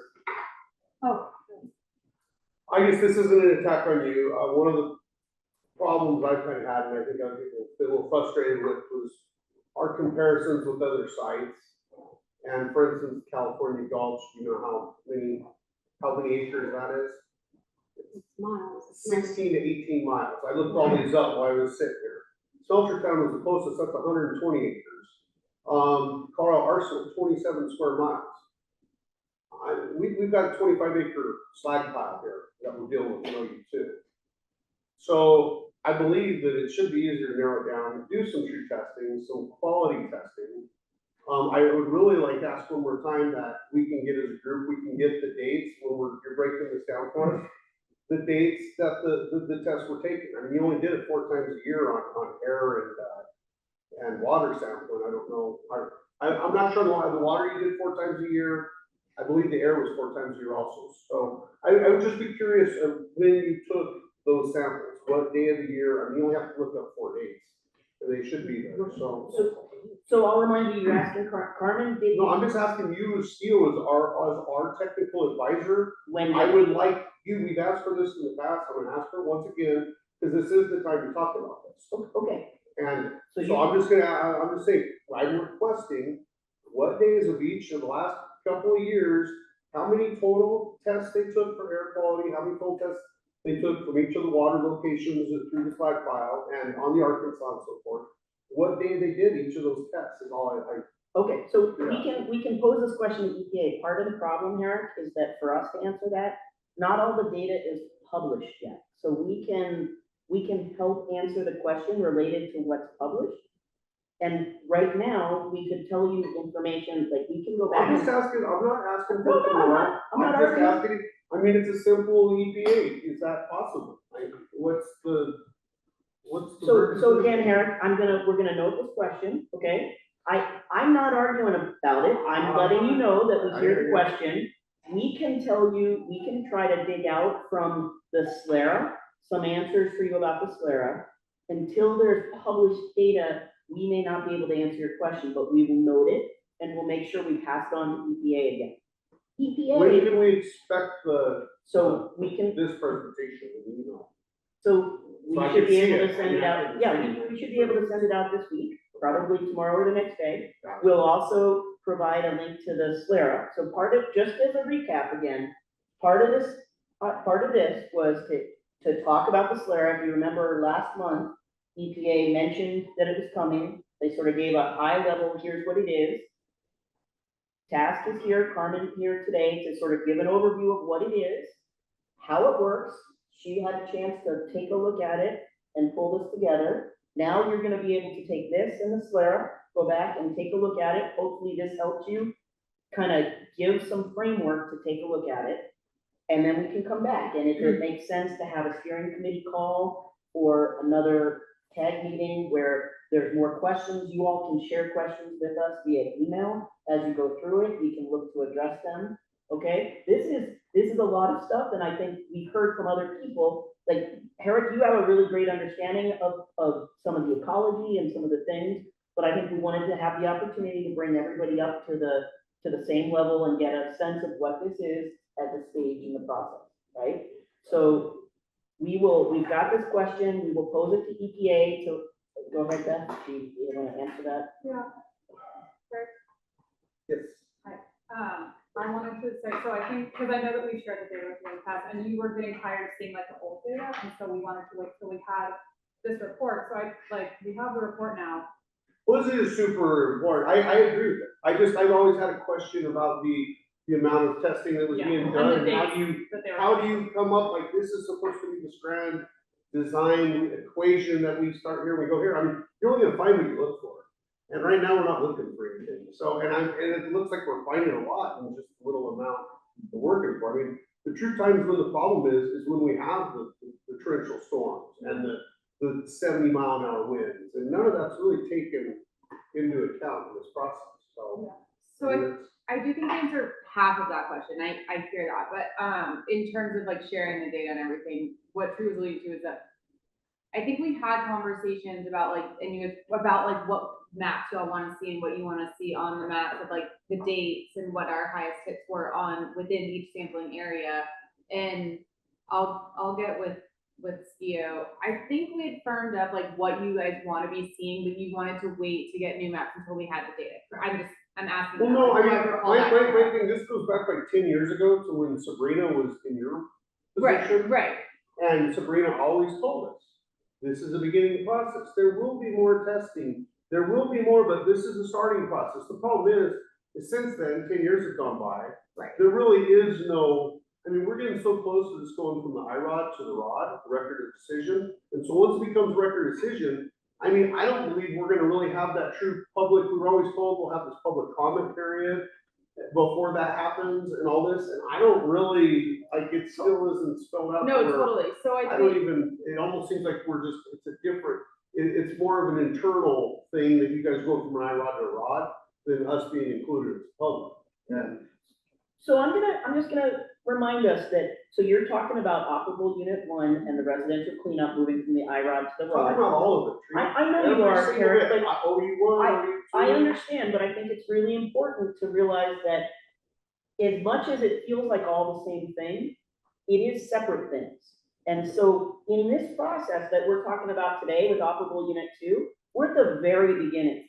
And this is a long process. And EPA has released this, and I want to just come back to some of the other things that we talked about with, just give me a second, Eric, I gave you some space. You know, that's all you do is talk to me. What are you talking to me? Like, I've been giving you. You're shaking your head. I just asked for the same respect that I'm giving you. And have so to give you time. Carmen has been showing you the data that we had before, and if you remember, you all said, okay, that's great, but let's wait till we have more data. So this is part of the data. There will be more data eventually, but right now, I think we're trying to present to you what we can present to you, okay? And so the IROD to the ROD is a different discussion that we're not having today, and the OU2, that's OU1, OU2, and the SCLERA, we're moving along this path. We're at the very beginning. We can go back and talk about the points at which there is community engagement, and I think that this is one of those. We're writing down your concerns. We hear them, we're tracking them, and I think that that's it. You want to go through them? I think we need a technical advisor that is here for the community and the group and not for a liaison for the EPA and doing side shot. We're supposed to get three things we ask of you a year. And we haven't been asked what 3 things we wanted in 2 years. And it's like they task you to do it and you do it. And it's just, you don't see, it's not a very, I'm just trying to have a discussion and you take it a different direction and then you continually go with it, treat. And so all I'm asking is for a neutral technical advisor. I don't believe that's happening. Okay, so thank you for that feedback, Eric. I'm gonna continue to facilitate the meeting tonight, which is a different role for me than being here as the technical advisor. So thank you for that comment. Sydney had something? Yeah, no, okay, so I think just to try and wrap it up to get to everyone else's questions too. I think moving forward, like the path forward here is that now that we were able to publicly release the SLARA because it's finalized, we will work with task to get those maps that you guys have asked for, right? So that way that it can present it, you'll be able to see the data, you'll see the dates it was sampled, and then maybe we'll highlight like a table that gives you the highest concentration or like what the average was, or, you know, some type of summary statistic of that sampling location, right? So you'll have your dates and then you'll have what the concentrations were. I think that's okay for a path forward, at least now that we have data that can be shareable. In terms of like task itself, I'm gonna put a plug in for the community involvement. Okay, sorry, the CIP that and Honor will be like interviewing y'all, and I think that's a good avenue to bring up, like if you wish task would produce something different, or there was a different role or something else that we need within this project. I think that's where we need to bring it up, because it's like kind of like a convoluted way to where like they can only do, like if you guys ask us to do something and then we ask them to then make these maps present to y'all, it's just like kind of like a convoluted way possibly. So I think if there's something specific that you feel is missing from task, then like definitely bring that up in the CIP, so that like, I don't know, like obviously when you voice it, like No, we this take has come up, this isn't the first time we got this. But that's what I'm discussion. saying, so I We think went through all this about 9 to 12 months ago, and. Okay. pretty good. Well, I do know that we're revamping the community involvement plan, so I think at least like if we can have it there as well, that's been like a big initiative EPA wide, so at least we can try and address some of this, but at the very Give me a least. call, I'll give you my time. But at the very least, we will get some maps made for y'all now that the data is available, because I know y'all have been asking for that for a long time, and we tried, and it was just like, we couldn't release it yet, and now we can, so at least this, and then again, like, part of the SLERA, which y'all will get the data for, is that like, we're identifying, are there data gaps, like, are we missing pieces, and that's what then will go back out and be incorporated into this next level of ecological risk assessment, which is the baseline ecological risk assessment. So there is like, we're not totally done collecting data, but I like hear your concern, and I know that you voiced this before, so let's get some maps made, go over this, see what we're seeing, and that also helps dictate, do we need more samples? Is our frequency appropriate? That's like, this first level is what dictates that, and I know it's always been a question of like, and we've had Charlie come and talk, and it's like, you know, whatever, but. Do you guys have background conversations with Sitio before stuff becomes public knowledge? They get a draft of this to prepare the presentation. Yeah. Well, I just want, I mean, that doesn't, some of this stuff doesn't totally, like, it's not, they're not quite in the public process we are, right? Agreed, that There's is. a little more leniency, so it should be able to. They do kind get of a come little up with bit. that. I would say that was something that Sitio was supposed to produce for us, that we at least asked for, and Ryan said, brought it up and said, so just, please go. Okay, Eric, thank you, Eric, I hear you, I would disagree, but I'm not in that, I'm gonna just move on for now. Velma, you had a question? So I wasn't the next one, I think. Oh, I'd like to make two personal comments, something you said. I grew up on one with TV, right? Oh, Dugway TV. Okay, Mess around with BX and TV. okay. Second, my old man oversaw the removal of the 888 red eye bombs from Rocky Mountain. You can be kind from the environment. Rocky shell oil destroyed that. Generation. As far as this is concerned, the problem with testing right now at Reunión Lake is that Adams Creek has an erosion problem. I've been cleaning out the grate and pulling out rubber. The last 2 years, I pulled out chunks of rubber from tires. I took them to the parks. They said it's because of an erosion problem on the old CF&I dump above the lake. I mean, you know, we're talking a stretch owned by the city, but nobody controls it. So I went in there again Friday. I threw another piece of rubber down on them, and your banks are erosion again. So any test they took down there for the last 2 months, 3 months, is gonna show contaminants from the old CF&I dump and not really from the lake itself. Because that's, again, the boundaries are right next to the fountain, and they just go right up the sidewalk and just on the other side of the hall. So that creek is not in the area. I have fought with PCD, they tell me it's an overflow from the Arkansas River. I'm trying to tell them it's an overflow problem from the river walk, because I go down there and I can pull trash out of it all day anyway. So when you're pulling rubber and stuff, and they tell you it's because there's an erosion problem on that side of that bed that's next to the old quote CF&I dump, that any test that you're getting from Reunión Lake could be misled, because could be coming from the contamination up on the face. And so that testing down there should be rechecked, just because it's probably misled as far as water. I mean, you know, Fountain Lake, it doesn't get that. But Reunión Lake is fed by Adams Creek. And if there's an erosion problem on Adams Creek, it's dumping rubber into the lake, and it's probably dumping a whole lot of it.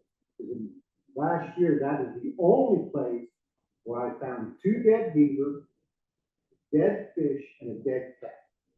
And after calling the health department and everybody, the wild critters and everybody else. I had to call the state wildlife, and then I had to convince them that it was on the lakeside, not in the stream for them to come and get. So down there, something's happening. There's a sewer underneath the levee that dumps into that.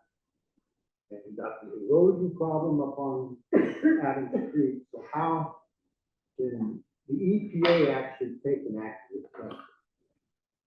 Because I addressed Sabrina last year, that the erosion problem is crazy, even on the Arkansas. That dirt is part of the thing. We don't have any tests. There's places where I bet you there's 10 cubic yards that have washed into the Arkansas. Nobody, I mean, there are 17 different people that had an input. There are 5 different law enforcement. And the only thing anybody that did anything is when I sent email off to Mr. Alexander Zip, so I thought he was a trout guy. And the next morning he had fired off 8 emails and already had 1 response. He was somebody with the environmental with the governor. And that's the only reason PCD took interest in it. He got it. Because that is an officially to the Arkansas River. And they get money to stop it. And can't test Reunión Lake without solving the upstream problem. Noted. Yeah, it's insightful, because those connected threads, the scientists that are out there collecting the samples may not know that. And so we're recording these observations, and that needs to get to the folks, because as a scientist who has to go out and sample Reunión Lake equivalents to isolate the Colorado Smelter footprint, what you're describing is the nemesis of my professional career. I'm trying to prove a cause and effect relationship dedicated to a given site, but there's all this confusion. Always. I mean, there always is. And so that's why it goes back to multiple tests and samples and types that we rely on, multiple lines of evidence. That's what it takes. I was saying a few moments ago that you can look at the aquatic bugs, the presence and absence and type will tell you if it's cadmium, copper, or zinc. I mean, we can get really good results on certain things, but you take that in combination with tissue analysis, in combination with pore water, in combination with sediment. I honestly would grab and sample everything I possibly could, because of what you're describing is something I encounter with every site. And I'm asked to delineate a given site's footprint and effect. It is very difficult to do. But we do the best we can with the information we pull. And like I said, as a scientist, I keep begging for more time to get out there and get more samples.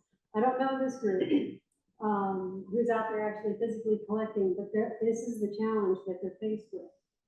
So when we get to the baseline ecological risk assessment, hopefully I'll get a chance to come with you to get and look at that data and see what happens. But if I hadn't said something, that data would have been misleading. Well, we don't know if the scientific team knows this information or not, because what you're describing, the other sources, the confusion, that's definitely it's all the steel business. Yeah, well, we don't say this. I mean, whatever. Yeah. I mean, I come from Utah. Okay? There is a 30 by 40 block area that has 44 Superfund sites. You have the Murray, the Midville smelters, you have the Bingham site, exactly what's happening specimen right now. And then you have the Sheridan Steel site that has 40 feet of steel slabs for 350 acres. And it ran the same time as the Boston mill and that. Where is that steel slab? I hear it's at the bottom of Reunión Lake. That's what the history books say too. All right, I'm gonna go to Velma's question now. Yeah, no, I mean, this is, your command of the industrial history is really valuable in this kind of an investigation, because like Carmen's saying, you have the technical people taking samples, and those samples don't all come with little signs on them like, hi, I'm Boston Smelter, hi, I'm, Steel Mill, see it tonight. Now, and so I really appreciate that, and I am really glad this is being recorded and notes are taken, because over my years in occupational health and safety, taking industrial histories, not only from individuals, but also from sites, there are layers of history in a city like Pueblo, in a site like this one. It's a layer cake. There are layers of history, and it's really the combination of the sampling, the physical data with the history that enables us to build a picture that's going to be something we can have confidence in. Then I think that's, what we're all getting at, is how do we build confidence in the science that we're coming up with. And I think that's why working together, the community members have a knowledge, have a body of knowledge that the scientists can't possibly have usually, unless they were born and raised here too. So combining the knowledge of the community and the history with the technical data is how we can at least approximate what's actually going on. And I think that's I appreciate this kind of discussion, because it's really important to listen to each other and understand the questions that we're asking, so that we can really combine that knowledge. And I've helped investigate Superfund sites and things like that myself, and worked with families that woke up one day and found themselves with yellow tape all around the property where they were living, and and where generations of their family had lived, and then have to go back and try and pull out 100 years of industrial history to figure out what they were being exposed to. So having a narrative like that is really incredibly valuable, and hopefully we'll be able to map out some of that to help figure it out. I think one of the questions that I have, and I appreciate your presentation and your review of what a SLARI is and how it's put together. It's very thorough, and I appreciate it. There have been times when we had the technical folks here to participate in the discussion, like one, I'm forgetting her name, the scientist that was taking the water samples. Yeah, I think so. And she had raw data that she was using as part of her presentation from our site. And she went through a really good explanation one time about what went into that data and where it came from and so forth. And that was really useful to be able to hear from the person actually developing the data. No offense, but, hearing it from the primary source. Yeah. And also, Skia was there to help explain some of the stuff we didn't understand. But I think one of the things that, and I'm like Eric, I want you to understand that I appreciate the work you put in on this, but some of the times it seems like Skia is being asked to explain stuff to us that EPA could explain for themselves. And so, it's like, that's fine, but, you know, it still would be nice sometimes to have the person actually. And I realize that not everybody's good at explaining, and you were good at explaining, so I appreciate that. How does the scientific team know when they have enough data to do the modeling that an assessment is? What's your quality control for that? Your data distribution. When I get data sets that say, hey, do you have enough to characterize the Arkansas River? What I look at is the spread of the data, the tendencies, the norms, What do you mean by that? Spread of the data? Yeah, literally, I look at all the data and lay it all out. I look at box plots usually and look at central tendencies. What we want is reproducible data. Okay, so what I mean is like, if you go to the Arkansas River. I'm just numeric, so. Yeah, So okay. I don't necessarily understand what you mean by the tendency to the Okay. norm and things like that. Right. Let me see if I can walk you through it. Okay, say the Arkansas River. We go out, we've got one site we want to sample, just one. And I go out there every day and I take a sample, this sample, and I look for aluminum. And I just do that every day, 365 days. And then I plot that data out, say time and concentration, and I look at how it lays out on an X and Y graph. And if I get enough data, what happens is you find points on top of points on top of points. It repeats itself. So you know you're starting to see the tendency, you're starting to see the trend, the occurrence, the typical, exactly. If you plot your data and it looks like a gunshot approach, points all over the place, you don't have enough data. If you keep getting samples over and over and they keep repeating themselves, there's going to be some variation because of the way the Arkansas River is. Then if my data starts tightening up, then I start feeling like I've got a good data set. And that's statistics. You've got to plot trends, X and Y plot graphs, box plots, some simple statistics. I'm no statistician. But this question is, it's always asking me, it's like, do you feel comfortable with the data you have? And I will always say, no, I need more. It's just a safety call. But at some point, we have to put down the sample jars and start making decisions. I mean, because nobody's patient enough for me to get all the data I want. Trust me. Well, with that, thank you, Carmen.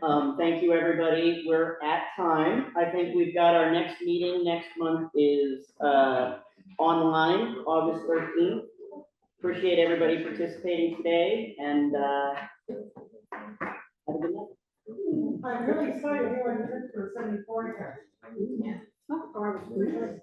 All right. Thank you, everybody.